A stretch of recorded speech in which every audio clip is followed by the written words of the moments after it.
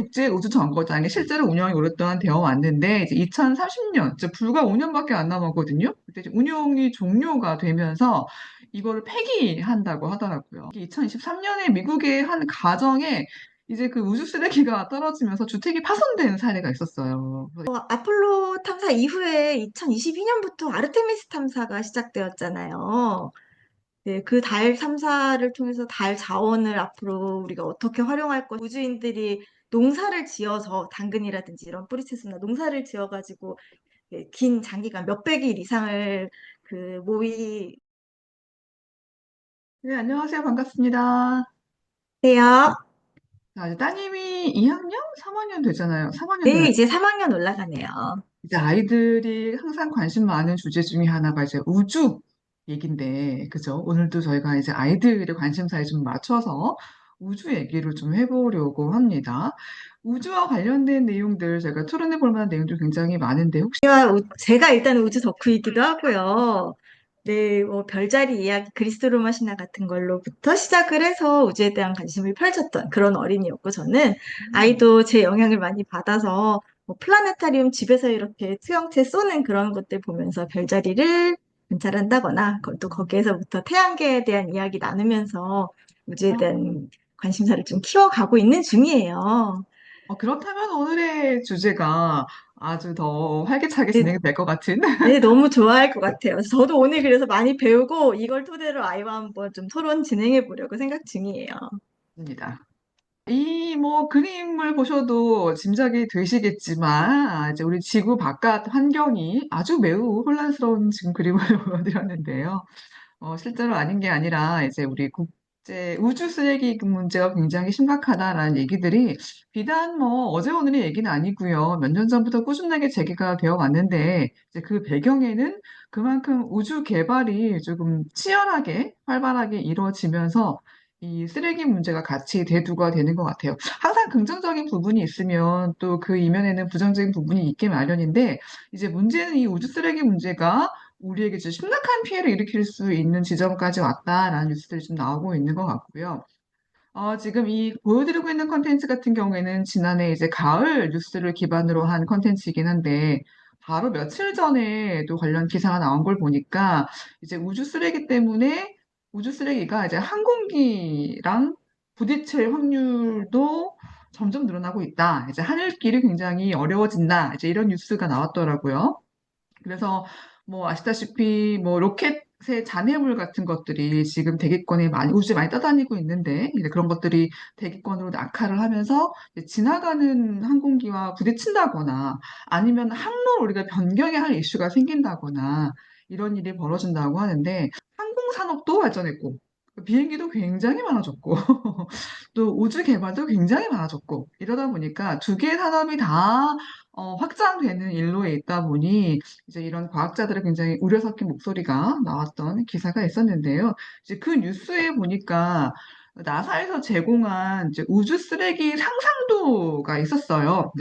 그걸 보니까 와 정말 좀 놀랍더라고요. 이미지를 보고서 그냥 막연하게 자잘한 그런 인공위성 잔해 같은 거는 그냥 대기권에서 대부분 탄다고 하니까 괜찮은 것이겠거니라고 생각을 하다가 그 정도 양이 아닌데 너무 심각한데라고 좀 놀랐던 기억이 있어요. 맞아요. 말씀하신 대로 굉장히 작은 규모의 이제 그런 폐기물 같은 경우에는 뭐 이제 그 대기권을 지날 때 속도가 어마어마하게 빠르다 보니까 다 그 안에서 소멸이 되고 이렇게 다 탄다고 하는데 이제 문제는 너무 많은 쓰레기들이 있고 덩어리들이 다 크다고 해요. 그러니까 대기권을 지나가는 동안에 완전하게 소멸하지 않는 경우들이 발생하다 보니까 뭐 지상에 떨어진다던가 이런 일들이 적잖이 좀 발생을 하는 것 같고요.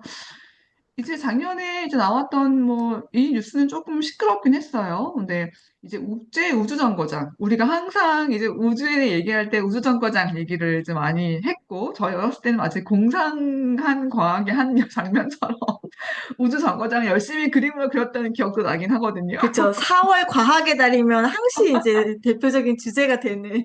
맞아요. 근데 그 국제 우주 정거장이 실제로 운영이 오랫동안 되어 왔는데, 이제 2030년, 이제 불과 5년밖에 안 남았거든요. 그때 이제 운용이 종료가 되면서 이거를 폐기한다고 하더라고요. 근데 이제 폐기를 하는 과정이, 그러니까 폐기를 한다면 이게 전부 다 쓰레기가 되는 거거든요. 그래서 이 쓰레기를 처리하는 과정에서 뭔가, 좀 위험한 상황이 생길 수도 있고 하기 때문에, 물론 안전에 만전을 기하긴 하겠지만, 이러면서 이제 우주 쓰레기 시급하다 이런 얘기를 다시 한번 지난해 가을쯤에 대두가 되었던 것 같아요. 이제 우리가 국제우주정거장 폐기 얘기를 조금 살짝 들여다볼게요. 이제 폐기에만 뭐 10억 달러, 하나로 1조 3,400억 원이 들 것이다. 그러니까 이것만 봐도 뭐 규모가 어마어마하고 이 과정 자체가 굉장히 뭐 어렵다라고 예측이 되는 부분이 있는데요. 그러면 국제우주정거장을 왜 대체 폐기하느냐, 잘 운영해 왔는데, 이제 그게 좀 수명을 다했다고 해요. 실제로 이제 나사 혼자 운영을 하는 건 아니고, 뭐 캐나다, 뭐 유럽, 일본, 뭐 러시아 이런 각 국가를 대표하는 이제 우주개발청, 우주개발국들이 다 협력해서 운용을 해왔는데, 이제 오랫동안 유지하다 보니까 고장이 많이 났을 거잖아요. 그럼 그때그때 각 국가가 자기가 이제 담당하고 있는 부분들을 좀 고쳐서 사용해 왔다고 하는데, 이제 벌써 오랫동안, 수십 년 동안 운영을 하다 보니 굉장히 노후했고, 지금은 더 이상 고쳐가며 쓸 수 있는 상황이 아니다. 그래서 폐기를 하기로 결정했다고 하더라고요. 그래서 이제 폐기 과정에서는 뭐 예인선 같은 것들을 이용해서, 지구에게 좀 피해를 줄이겠다. 이제 이런 얘기를 하고 있는데, 모르겠어요. 이제 이거는 폐기 방식이 잘 적용이 됐을 때 얘기인 것 같고요. 또 이제 피해를 통제하는 방식을 보니까 잔해 폐기물 같은 경우에는 태평양의 포인트 니모에 떨어지도록 만들어서 실제 인간들에게는 지구상에 살고 있는 사람들에게는 뭐 우리가 살고 있는 지역에는 피해가 가지 않도록 하겠다, 통제하겠다라고 좀 밝히고 있는 것 같습니다. 그 ISS가 폐기된 이후에는 그런 국제 우주장을 어떻게 할 거냐라고 했더니 그때는 이제는 더 이상 국가들이 운영을 하지 않고요. 상업 우주정거장. 그러니까 민간들이 지금 우주 개발에 많이 뛰어들었거든요. 민간 기업들이. 그 민간 기업들이 대신할 거다라고 하는데 잘 아시겠지만 대표적으로 뭐 스페이스X 같은 경우도 있고요. 그죠? 그다음에 뭐 액션 스페이스 같은 회사도 있고 보잉 같은 경우도 지금 우주 산업에 뛰어들었고 이렇게 많은 우주 산업 개발에 뛰어든 기업들이 만든 상업 우주 정거장을 운영할 계획이라고 합니다. 이런 거 정리해 드리려고 하는데요. 뭐 국제우주정거장은 실제 우리가 국제우주정거장이라고 알지 ISS라는 게 명칭을 잘 모르는데 이제 ISS는 인터내셔널 스페이스 스테이션이라고 국제우주정거장을 그대로 영어로 옮긴 약자라고 보시면 되겠고요. 앞서 말씀드린 대로 98년도부터 이제 여러 나라가 협력해서 운용을 해 왔었고 조만간 이제 운영이 종료되는데 그동안 국제우주정거장이 굉장히 중요한 역할을 했죠. 그렇죠? 우주 비행사들이 거기에 거주를 하면서 다양한 임무를 수행했고 그 과정에서 많은 우주 연구가 이루어졌고 성과가 있었다. 사실 예인선은 우리가 보통 뭐 선 하니까 바다에, 보트 하니까 바다에 있는 배라고 생각하기 쉬운데 실제 예인선은 바다에서 쓰이는 예인선과 우주의 예인선이 두 가지 버전이 있다고 하거든요. 뭐 큰 배나 큰 우주 뭐 선 같은 것들을 좀 끌어서 이 예인이라는 게 끌 예자 뭐 끌 인자를 쓰잖아요. 끌어당겨가지고 이제 원하는 지점에 뭐 갖다 놓거나 원하는 지점을 폐기를 시키거나 처리하거나 이런 용도로 쓰는 걸 예인선이라고 하고요. 이제 포인트 니모가 좀 흥미로운 단어인데 이제 포인트 니모는 태평양 이제 한가운데 있는 지점이라고 알려져 있어요. 여기가 전 지구상에서 인적이 가장 드문 곳이라고 하고, 바다 한가운데 있는 굉장히 뭐 외딴 섬? 이런 식으로 표현을 하더라고요. 포인트 니모에서 가장 가까운 육지가 2688km가 떨어져 있대요. 그래서 포인트 니모에서는 육지보다 오히려 우주가 가깝다고 하더라고요. 오히려 우주가 가까워서 어떤 때는 포인트 니모에 가장 근접하는 사람은 우주인이다. 뭐 이런 얘기가 있을 정도로 우주 쓰레기의 무덤이라고 불리는 이유가 그만큼 거기에 좀 낙하를 시키면 사람들에게 피해가 갈 확률이 뭐 아주 적다, 거의 없다라고 이제 보기 때문에 또 이제 해양 생태계에까지도 이미를 최소화하기 위해서 우주 쓰레기의 추락 지점으로 자주 사용되는 게 바로 포인트 니모다. 라고 보시면 될 것 같아요. 포인트 니모 사진 하나 보여드릴게요. 여기 태평양 정말 그 한가운데, 네, 저 남아메리카 끝이 지금 보이고요. 네. 그렇죠. 이제 우주 경쟁, 개발 경쟁이 치열해지면서 가끔 우주 쓰레기들이 지구로 떨어지는, 그러니까 소멸되는 과정에서 완전히 사라지지 못하고 지구에 떨어지면서 민간에 가끔 피해를 입히는 경우가 발생하고 있는데, 이게 2023년에 미국의 한 가정에 이제 그 우주 쓰레기가 떨어지면서 주택이 파손된 사례가 있었어요. 그래서 이거를 이 사람이 이제 국가에, 나사에 이제 손해배상 소송을 했었거든요. 앞으로 이런 일이 늘어날 확률이 높다라는 것 때문에 굉장히 좀 크게 보도가 됐었던 것 같아요. 인류 최초로 인공위성을 발사한 게 1957년이라고 하거든요. 그러니까 어떻게 보면 그때는 그나마 쓰레기가 적었기 때문에 이런 걱정을 하지 않았지만 그 이후 지속적으로 생성이 되다 보니까 굉장히 쓰레기들이 굉장히 산적한 상황이 되었고 여기에 이제 활용 잠정을 찍은 게 민간 기업들의 참여가 정말 네. 활발해졌다는 거예요. 그래서 뭐 우리가 잘 알고 있는 스페이스X 같은 경우에는요, 2020년부터 5천 개 이상의 위상을 발사했다고 해요. 앞으로 5년 동안 4만 개를 더 추가로 쏜다고 하잖아요. 근데 이제 스페이스X만의 문제가 아니라 앞서 말씀드린 더 많은 더 다양한 기업들까지 상업 우주 개발에 참여를 하게 될 거기 때문에 해서 앞으로는 이제 우주 쓰레기가 민간에게 입힐 피해가 늘어날 거기 때문에 그거에 대한 규정이 필요하다, 규정 마련이 필요하다. 이런 실질적인 얘기까지 좀 나오고 있는 것 같습니다. 정말 저는 더 심각한 게, 우리가 개인의 힘으로 해결할 수 있는 부분이 아니잖아요. 그죠? 우리가 어떻게 노력해서, 예를 들어, 환경 문제 같은 경우에는 우리가 그래, 뭐 힘은 미약하나, 뭐 쓰레기 줄이고, 뭐 이런 것들을 실천할 수가 있는데, 이거는 우주 쓰레기 문제는 정말 국가가 나서야 하는 차원의 문제이고, 그쵸? 뭔가 개인이 이걸 실천할 수 있는 상황은 아니기 때문에, 네, 음, 저희 지난 시간에 국제협약에 대한 이야기도 나누기는 했는데, 정말 이런 거야말로 그 우주개발에 참여하는 다양한 국가들이 뭐 이미 존재하고 있는 규정들이 있지만, 우주 쓰레기를 최소화하고 어떻게 처리할 것인지에 대한 협약을 잘 음. 만들고 잘 준수하도록 그거를 정말 지켜봐야 할 것 같아요. 저희 우주 쓰레기 문제를 이제 아이들과 다뤄보실 때에는 뭐 여러 가지 제가 질문을 제기해 드렸는데요. 개인이 피해를 봤을 때 이 책임은 누가 져야 하느냐? 예를 들어 그 쓰레기가 누구 것이냐? 스페이스 X 거냐? 블루 오리진 거냐? 뭐 이거 알 수가 없는 거거든요. 그죠? 이랬을 때 개인의 피해에 대해서 뭐 보상이나 책임이나 이런 것들은 어떻게 시스템을 갖춰야 하는가도 좀 한번 고민을 해봐야 될 것 같고, 우주 쓰레기가 지구도 마찬가지지만 인간에게, 환경 문제에게 끼치는 이 심각한 영향을 줄이기 위해서는 뭔가 최소한의 장치는 필요한 거잖아요. 그게 아까 얘기했던 규제가 될 수 있는 거지만, 예를 들어 그렇다면 뭐 개발을 조금 제한할 필요가 있는 거냐, 아니면 민간 기업들의 진입 장벽을 좀 높일 필요가 있는 거냐, 이런 것까지도 저는 한번 고민을 해봐야 하지 않나, 라는 생각이 들고요. 아까 우리가 포인트 니모 보여드렸어요. 이제 포인트 니모의 우주 쓰레기가 추락한 게 인간에게 최소의 영향을 주는 거다라고 말씀을 드렸는데, 그렇다면 포인트 니모에 이제 앞으로 계속 쓰레기가 추락한다고 한다면, 그러면 진짜 아무 문제가 없는 거냐. 뭐 해양 생물에게도 영향을 최소화한 지점이라고는 하는데, 이런 것들이 지속적으로 일어났을 때 진짜 문제가 없는 거 맞느냐도 좀 고민이 되는. 나아가서는 이건 뭐 근본적인 문제긴 하지만 그러면 이렇게까지 심각한 피해가 예상이 된다면 탐사나 개발을 좀 중단해야 하느냐. 이건 우리가 뭐 기후 문제 얘기할 때도 그렇다면 기후 위기가 우리 산업의 발전을 이루어지는 거니까 발전을 좀 미뤄야 하느냐 이런 문제들이 나오는 것처럼 우주 개발도 조금 중단이나 이런 게 필요하냐. 그러니까 우주 개발을 안 할 수가 없다면 그렇다면 쓰레기 문제는 또 어떻게 균형감 있게 해결을 가져갈 수 있는가. 이런 문제까지 조금 다양하게 아이들 연령과 수준에 맞추어서 진행을 해보시면 좋을 것 같아요. 우주 쓰레기 문제 해결이라는 주제에 좀 포커싱을 맞췄을 때는 아까 말씀드렸던 그런 국제적인 협약이나 규제들로 이 기업들이 자체적으로 쓰레기를 처리할 수 있도록 만들어주는 게 가장 필요하겠다는 생각이 들고요. 일단 쏘아 올린 쓰레기들도 상당히 많잖아요. 또 제가 정확히는 모르지만 이런 기존에 있는 쓰레기들을 수거하고 제거하는 방법에 대한 논의와 연구들도 좀 같이 진행이 되면 좋겠다는 생각이 드네요. 네, 맞아요. 사실 그래서 지금 우주 산업이 발전하면서 우주 쓰레기를 처리하는 산업도 같이 발전하고 있다고 합니다.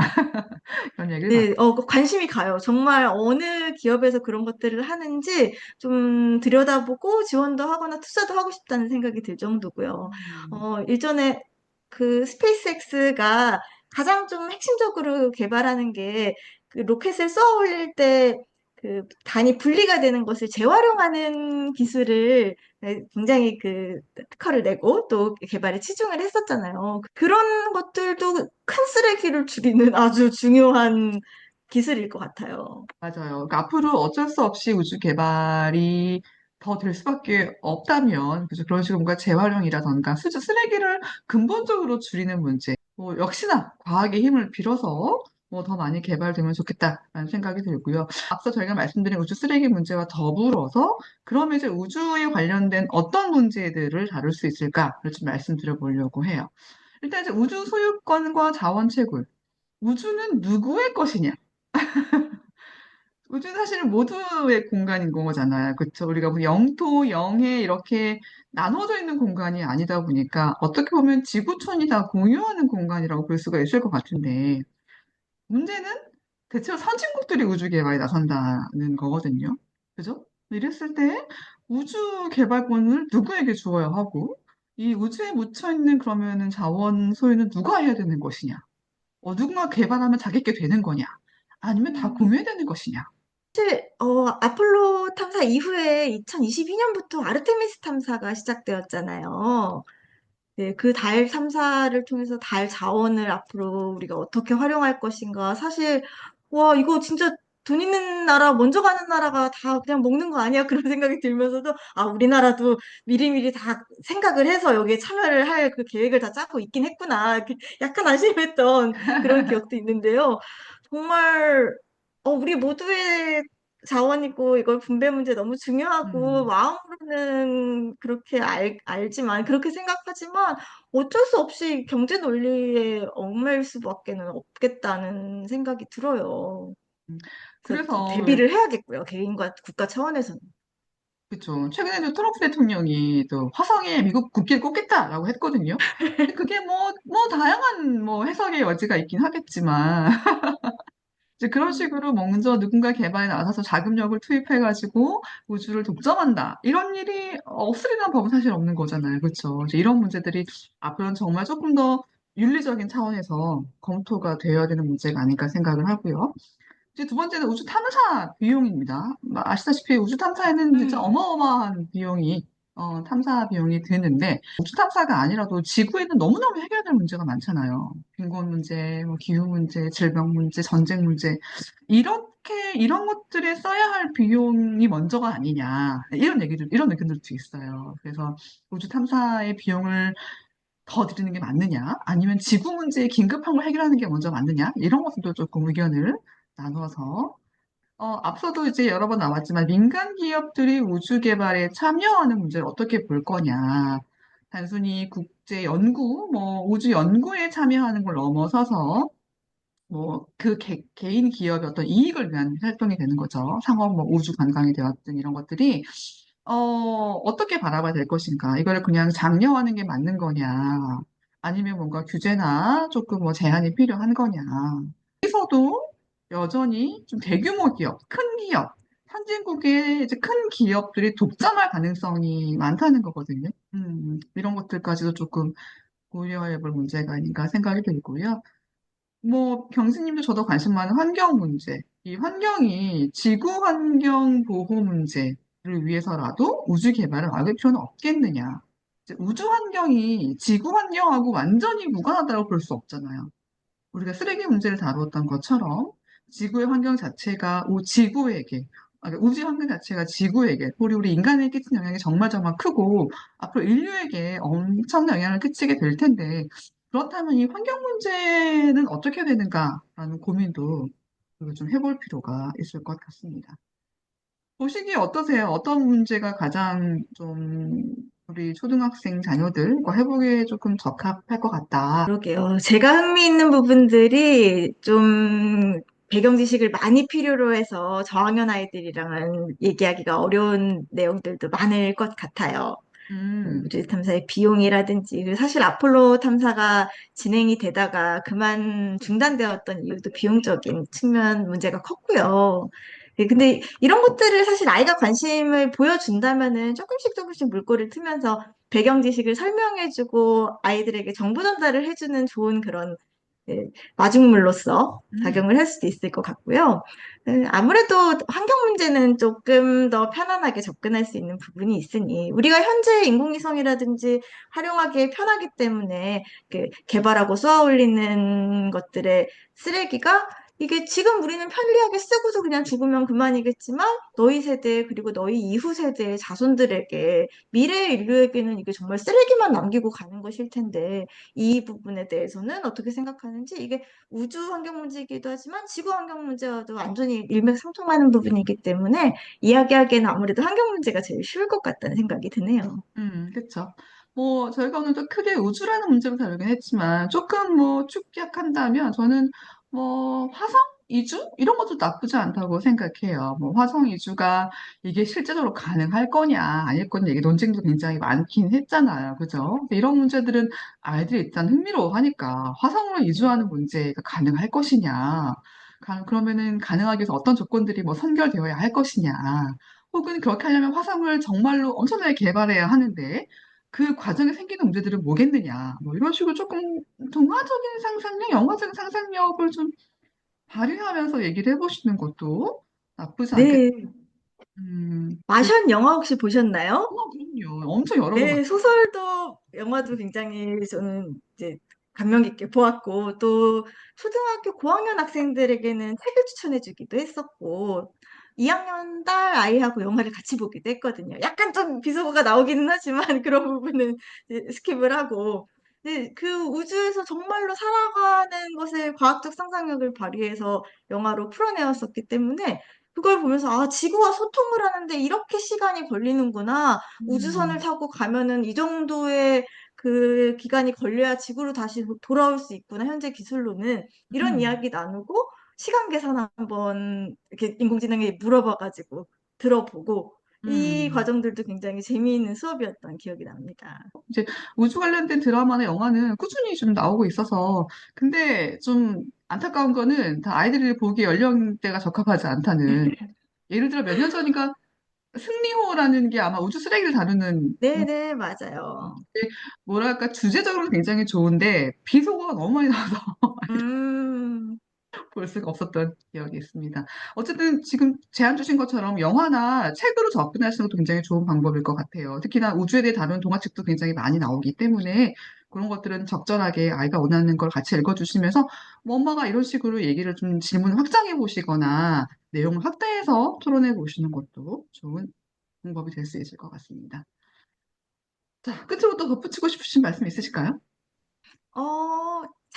작년에 나사였던 것 같은데, 뉴스 기사 조금 검색은 해봐야겠네요. 음, 그, 실제로 화성에서 거주한다는 것을 가정하고, 완전히 외부와 차단되고, 그 소통 시간조차 그 화성과 지구 간의 거리 그 시간으로 맞춘 상태에서 우주인들이 농사를 지어서 당근이라든지 이런 뿌리채소나 농사를 지어가지고 긴 장기간 몇백 일 이상을 모의 환경에서 시뮬레이션을 해봤다는 기사가 나온 적이 있거든요. 그걸로 뉴스 토론 활동을 했던 적이 있는데 그런 자료들 찾아가지고 이야기해 주시는 것도 아주 정말 리얼한 최근 이야기이기 때문에 좋을 것 같아요.